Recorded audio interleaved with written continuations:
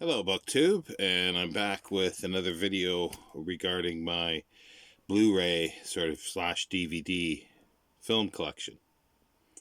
And I'm continuing on with Masters of Cinema. I thought there'd be 3 videos, but I think I can do this in 2. Fingers crossed. I should be able to do that. It's too big for one. I thought I had another shelf of them, but I forgot that I didn't actually look closely enough. It's my Criterion, which will be after this one, after Masters of Cinema. So let's get to it. Just sort of again with trying to figure out where to set things. This is one of the newer ones. This is Le Grand Silencio, or The Grand Silence. This was 1968, an Italian / France production by Sergio Corbucci, and it stars Jean-Louis Trintignant and Klaus Kinski. This is a special edition one too, but it's got that slip case, or the slip thing. They call it an O card. But there's a few extra things with this, which is kind of nice.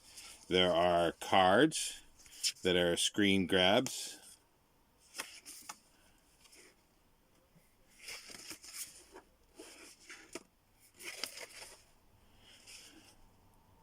And a poster. Oh, there's one more card, I think. Is there? No. There's a folded up poster. Let's see if I can get that to show. It's double-sided, actually. So there's the one side, and there's the other side.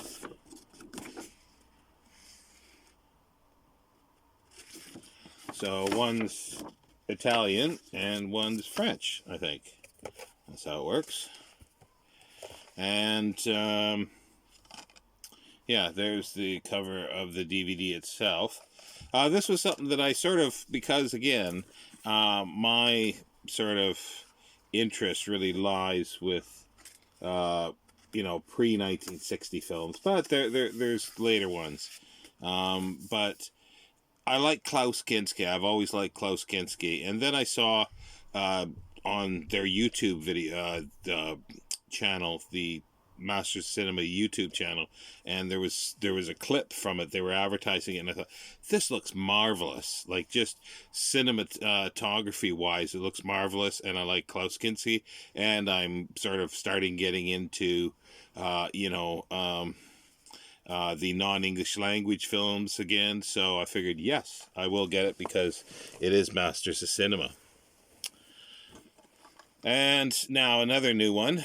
This wasn't hard to say yes to. It's called Champion. It's by Kirk Douglas. It's a I'm just trying to think of direct.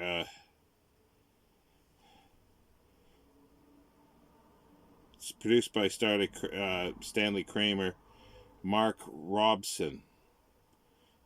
Not that familiar, or not familiar at all with the director, but I remember seeing this and I thought it was interesting. I'm not that much into sports or boxing per se, but I thought this was an interesting depiction. And it's based on a short story by Ring Lardner, which also makes it interesting. I forget what magazine it was published in.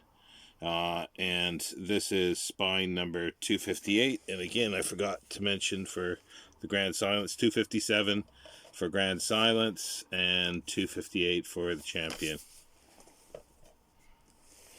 And they're the newest ones, or newer ones.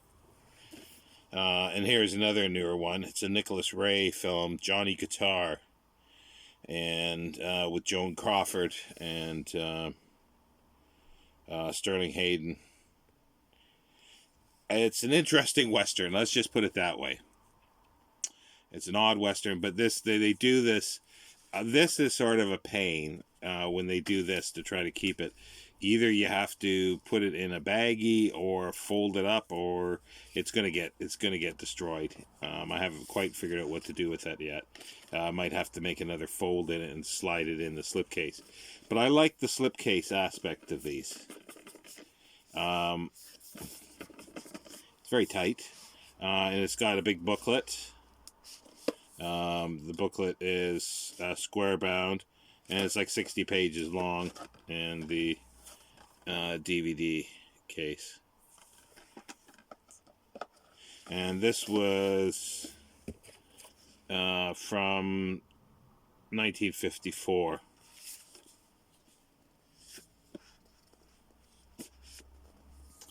Let's see if I can get this back in here. This one was pretty tight. There we go. Yeah. So yeah, I like those. That's a nice touch for a special edition one, rather than those, you know, slip cases, the O case or whatever. What do they call them? Slip sleeve. I'm calling them. Here's one that had a slip sleeve, but I missed it. Doesn't really matter. I think that's the only thing that was different. It's called Vi. It looks interesting. It's from Soviet Union, 1967. It looks really neat. Like it says it's stunning practical effects. Directors Konstantin Yursov and Gorgei Kropachov. Probably butchering their names, but 1967. And it looks kind of interesting. Like I think it's a bit of a horror. I'm not too familiar with it, but it looks interesting. And this is spine number 244. So yeah, so we're getting a lot of newer ones here for the moment. And here's another Billy Wilder. 123. It says Billy Wilder's explosive new comedy. James Cagney, Arlene Francis, Horst Buchholz, and Pamela Tiffin. And this is 1961. I'm not sure if I've ever actually seen this one yet. I know about it, but I don't know if I've ever seen it. But anyway, it's 1961 and Billy Wilder, so that's all I need to know. It's spine number 199. They also do some interesting things. Here's a box set. It's a documentary, Shoah. Probably pronouncing that wrong. It's by Claude Lanzmann. It's 4 films, and 4 films after Shoah. It's over a 10-hour documentary on the Holocaust. And look at the size of the booklet. It's a book. It is 300 pages. 300 pages. And it's mostly talking heads. I have not watched it all the way through yet, but I did want to get it before it disappeared, and I'm not sure if it's still in print anymore. But it was filmed 1985 to 2013, France, and it's sort of a life's work for Lanzmann, but it's like 10-12 hours or more, in more, because there was so much footage.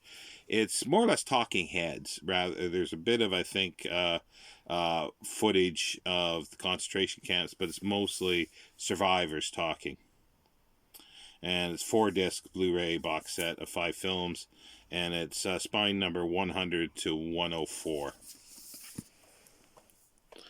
And then there was a supplement to it called Shoah the 4 Sisters by Claude Lanzmann.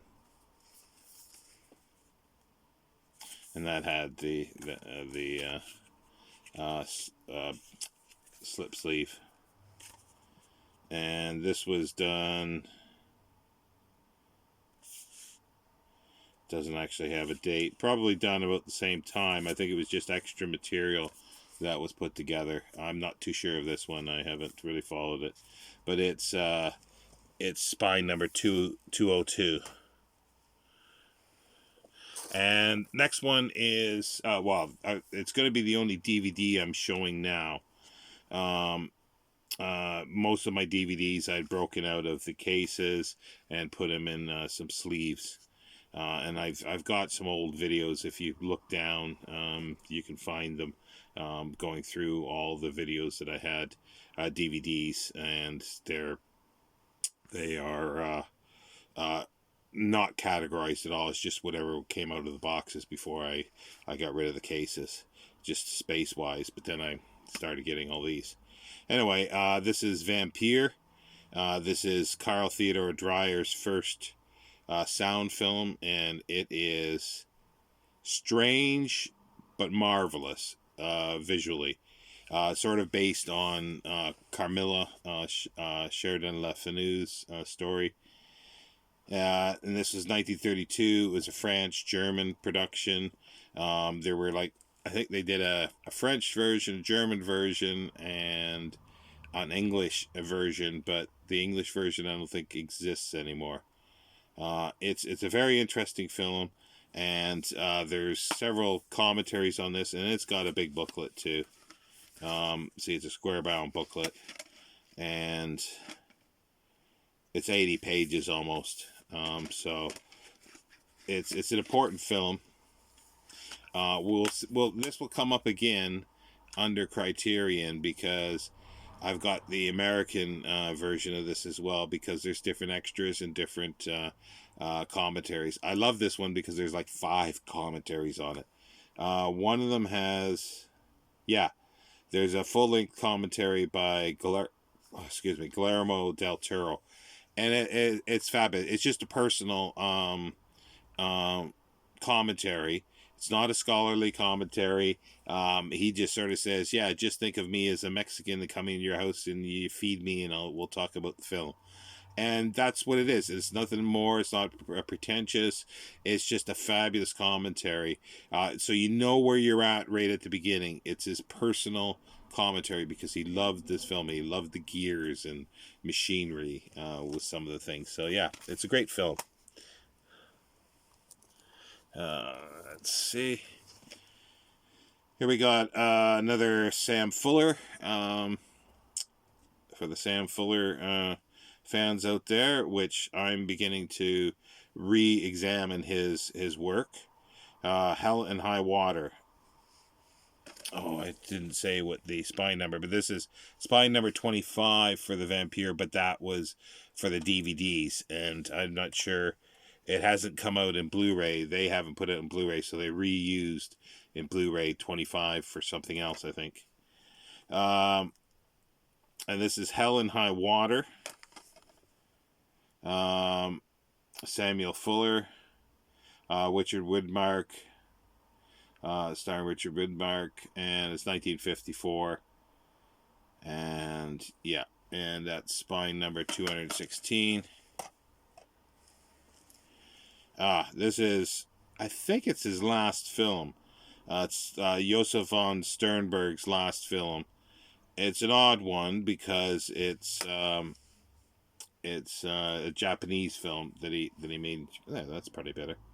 And it's called the Saga of Anatan. It's during the Second World War, I think it's set. This is 1953, so I think it's his last film, and that is a director that I want to see everything that he's done, and we'll come across Sternberg in various guises throughout this little Blu-ray tour. Okay, and I always forget the spine number. Spine number 168. It just makes it easier if you don't get, you just write down the spine number, and then you can find it on Masters of Cinema if you don't remember the title or anything else.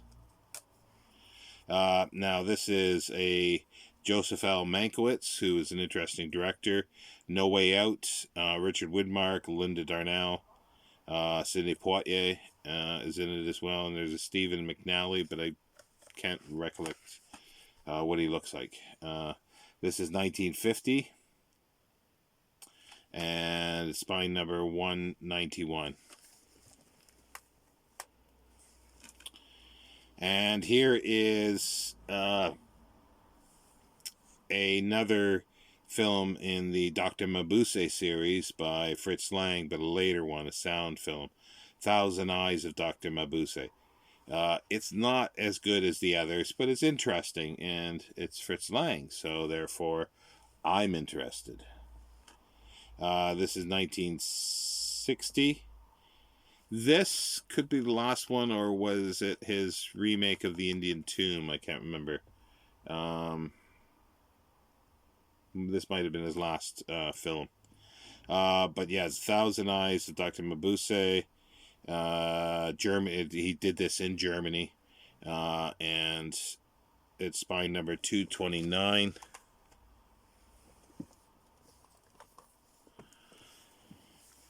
Here's a good film, noir, by Robert Siodmak, Crisscross.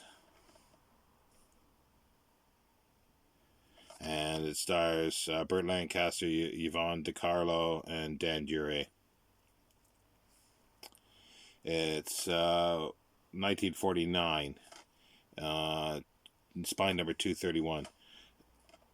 Robert Siodmak has been touted as possibly the originator of sort of noir, but he definitely did a lot. Him and his brother Kurt Siodmak worked on in Germany with Billy Wilder and William Dieterle and others on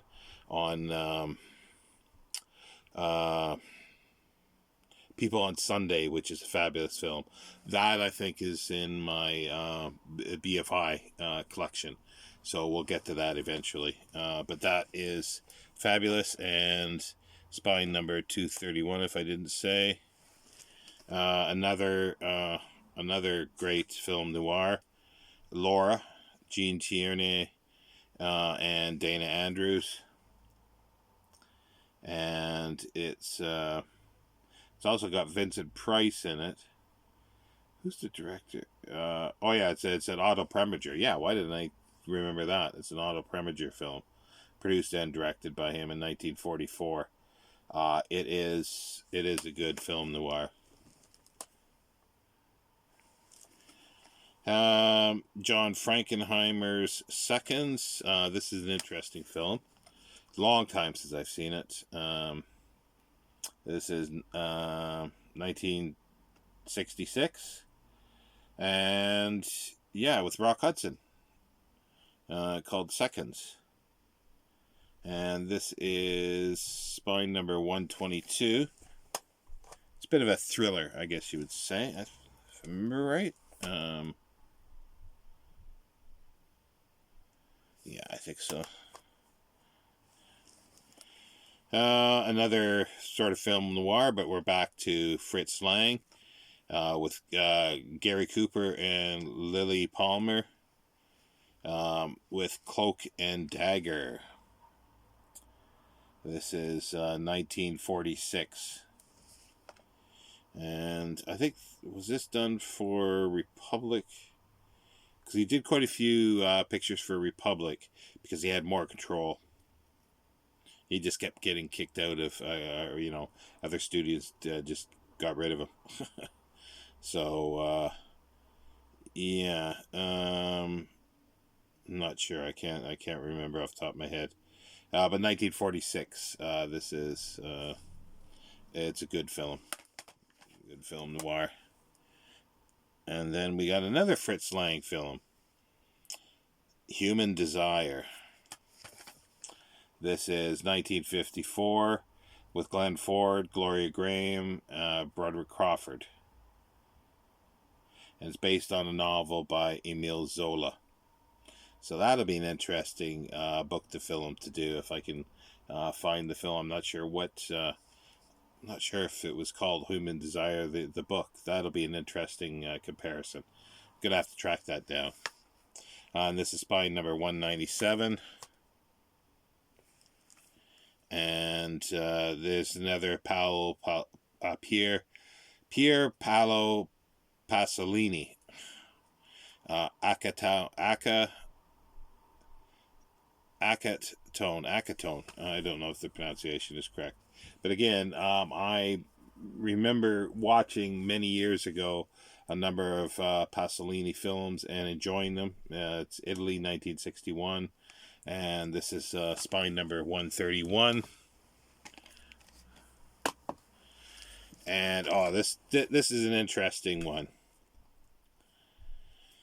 Private Life of Sherlock Holmes. And I like this. Anything but elementary is the tagline. It's 1970, and it's produced and directed. It's another Billy Wilder film. It's an interesting take on Sherlock Holmes, but a worthy take, I would say. And it stars Robert Stevens, Colin Blakely, and this is spine number 182. And here's another one of those slipcases, but a fabulous film, The African Queen. And it's got you can see the booklet there. And the nice slipcase. But it didn't have the paper bit on this one. No, it didn't. Because it would still be on there. This is spine number 218. I did read the book for this, but I don't know if I did a book to film for this, so I might have to revisit this to do it, because it's a fabulous film. Another director that I really like is John Huston, that I'd like to watch or see everything and reevaluate everything that John Huston has done. And this is what year? I forget now. 1951, and it's Humphrey Bogart and Katharine Hepburn. Kind of a stylized. Katharine Hepburn didn't quite look like that in the film. Oh well, artistic license, I suppose. This is spine number 218. This is nice. I was really, really nice to see that they did this.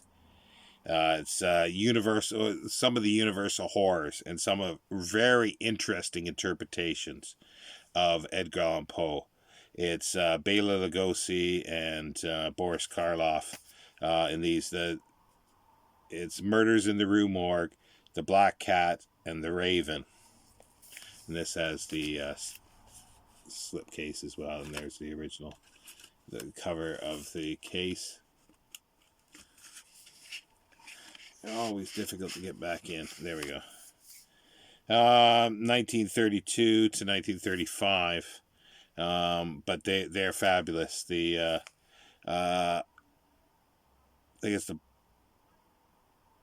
they're very, very loosely based on Poe, so like hardly in some ways, but they're interesting interpretations, and they are great films, like for horror, for Universal.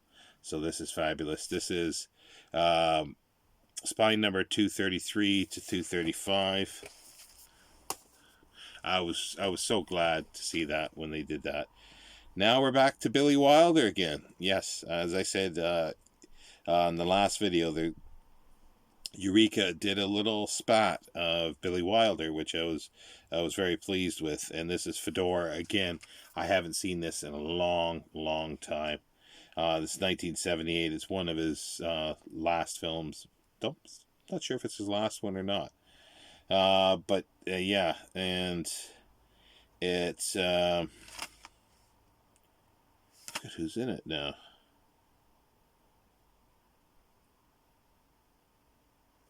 Oh yeah, William Holden. William Holden, yeah. Why didn't I think of, an aging William Holden, but still very good. And this, as I say, 1978, and this is spine number 147. And our last one for today is it could be, because I sort of think it is the best, if not the best, one of the best films in the 1970s. However, it's not about the 1970s. And it's by a director that I'm a bit ambivalent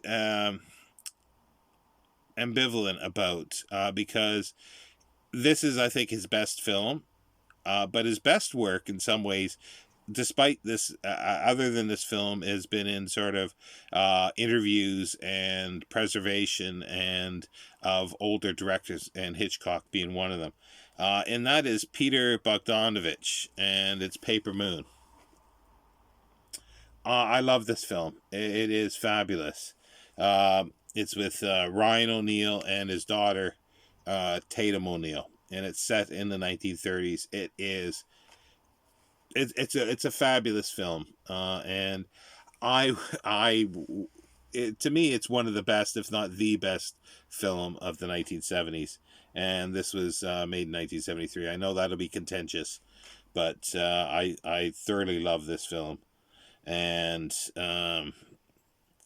I haven't actually watched this copy yet, and it's got a booklet, so it'll be nice to revisit this.